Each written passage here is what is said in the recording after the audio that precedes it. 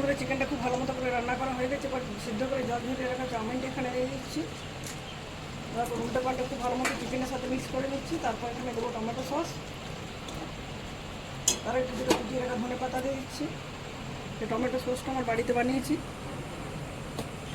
সবটা খুব ভালো মতো মিক্স করে নিচ্ছি। সব শেষে উপর থেকে একটু চাট মশলা ছড়িয়ে দিলেই রেডি হয়ে যাবে আমার চিকেন চাউমিন।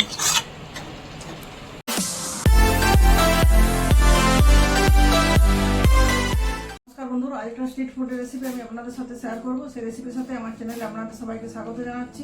আমরা সকলে স্ট্রিট ফুড খেতে পছন্দ করি, এই জন্য রাস্তার ধারে দোকানগুলোতে যাই, কিন্তু বাড়িতে বসে কী ধরনের ওই সেই ছোটো ছোটো দোকানের মতো বড় বড় রেস্টুরেন্টের মতো স্ট্রিট ফুড বানানো যায় সেই রেসিপিটি আমি আপনাদের সাথে শেয়ার করছি। অবশ্যই প্রথম থেকে শেষ পর্যন্ত ধৈর্য ধরে দেখবেন। আমি আমার পদ্ধতিতে বানাচ্ছি। আপনার কাছে যদি নতুন কোনো উন্নত পদ্ধতি থাকে অবশ্যই আমাকে কমেন্ট বক্সের মাধ্যমে জানাবেন, সেটি আমাকে এগিয়ে যেতে সাহায্য করবে, আমার ভুল ত্রুটি সংশোধন করতেও সাহায্য করবে। তো বন্ধুরা, আমি আজকে বানাবো চিকেন চাউমিন। এই জন্য এখানে চিকেন নিয়ে নিচ্ছি 300 গ্রামের মতো। এটা লবণ হলুদ মাখিয়ে রেখেছি আগে থেকে।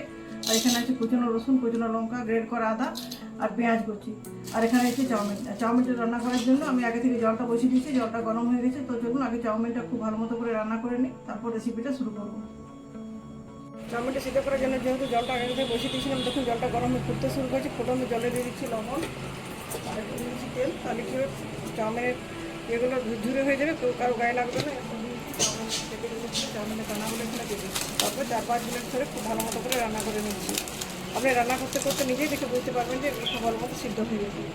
যখন সিদ্ধ হয়ে যাবে তখন একটা ঝাড়ের মধ্যে নিয়ে এটা জল ঝরে নেব।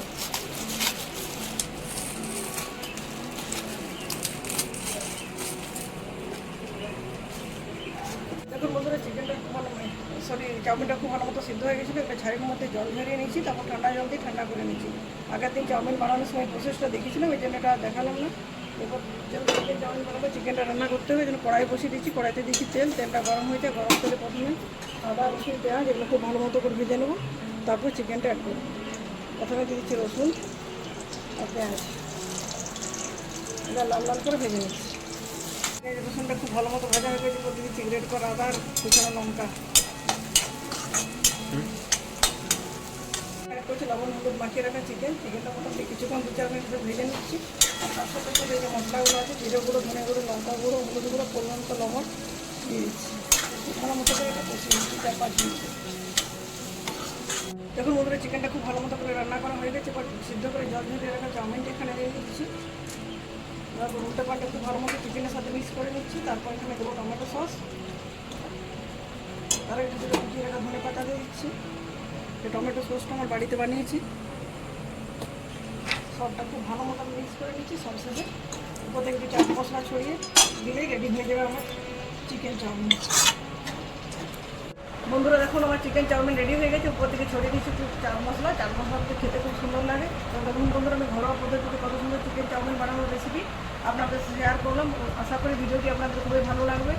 আপনার অবশ্যই বাড়িতে একবার একটু বানাবেন, কমেন্ট করে জানাবেন কীরকম লাগলো। আমার ভিডিওটি যদি ভালো লাগে অবশ্যই লাইক শেয়ার এবং সাবস্ক্রাইব করে আমার পাশে থাকবেন।